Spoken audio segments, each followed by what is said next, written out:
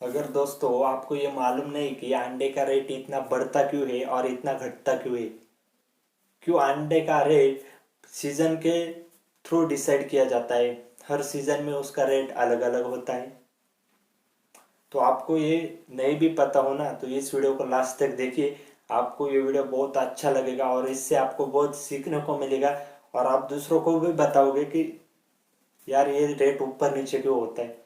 तो दोस्तों बहुत सारे लोगों का कमेंट आता था मुझे कि बरसात के दिन या फिर सर्दी के दिन इतने अंडे का मतलब प्राइस है वो इतना बढ़ता क्यों है।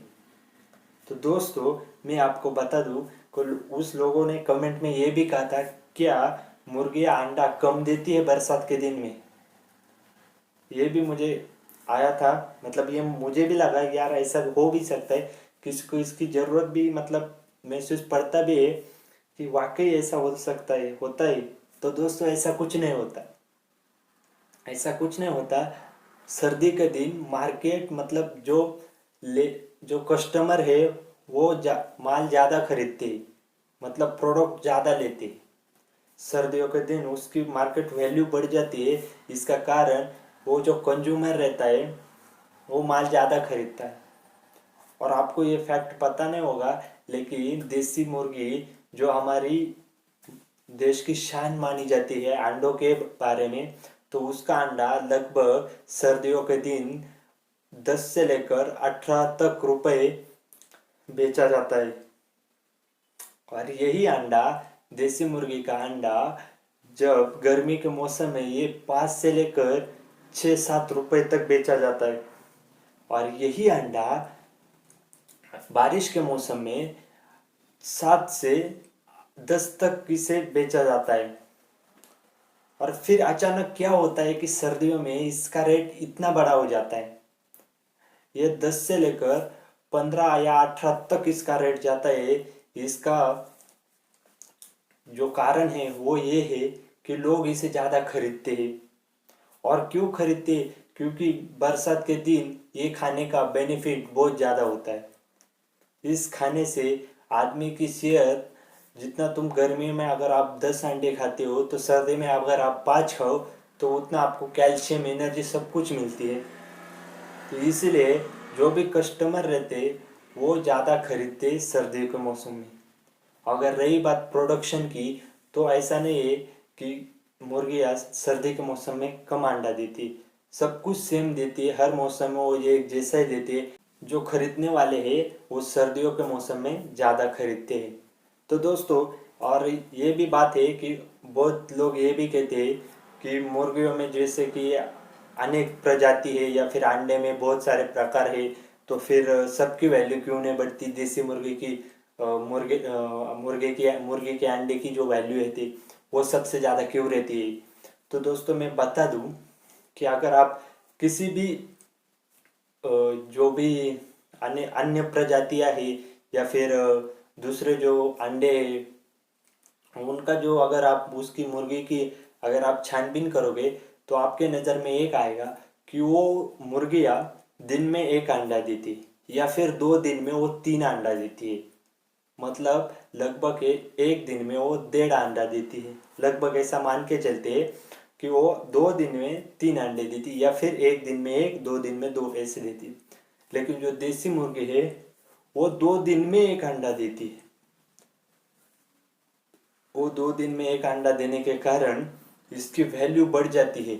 और इसका प्रोडक्शन है वो बहुत कम है।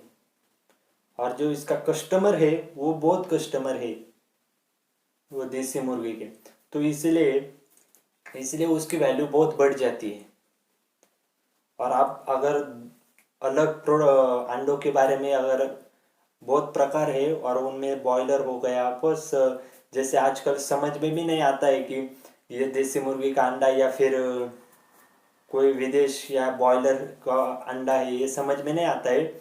लेकिन मैं आपको बता दूं कि ये भी ऐसा होता है कि कुछ लोग देसी बताकर बॉयलर के भी अंडे बेच देते हैं और आपको पता भी नहीं चलता कि ऐसा धोखा हमारे साथ हुआ है। तो दोस्तों यही वीडियो में हमने यही बताया है कि इसकी वैल्यू बढ़ती क्यों है। और इसके बेनिफिट आपको पता ही होंगे। मैं ये बेनिफिट नहीं बताऊंगा क्योंकि हर एक व्यक्ति को इसके बेनिफिट पता है। इस सर्दियों के मौसम में क्यों अंडे ज़्यादा खाने चाहिए। हर अगर आप कहीं भी जाओगे तो आपको हर आपका रिश्तेदार हो गया, फ्रेंड्स हो गए, आपके बुजुर्ग व्यक्ति हो गए, या फिर आपके दादाजी हो गए, कुछ कोई भी पापा हो गए, तो आपको यही सलाह देंगे कि अंडा खा जा, अंडा खाओ। ये देखो, अंडा एक ऐसी चीज़ है जो बच्चे से लेकर बूढ़ों तक तो कोई भी इसे खा सकता है।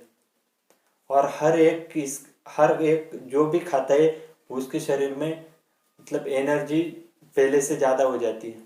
तो इसके फायदे भी बहुत है और इसके नुकसान नुकसान तो ना के बराबर है इसके।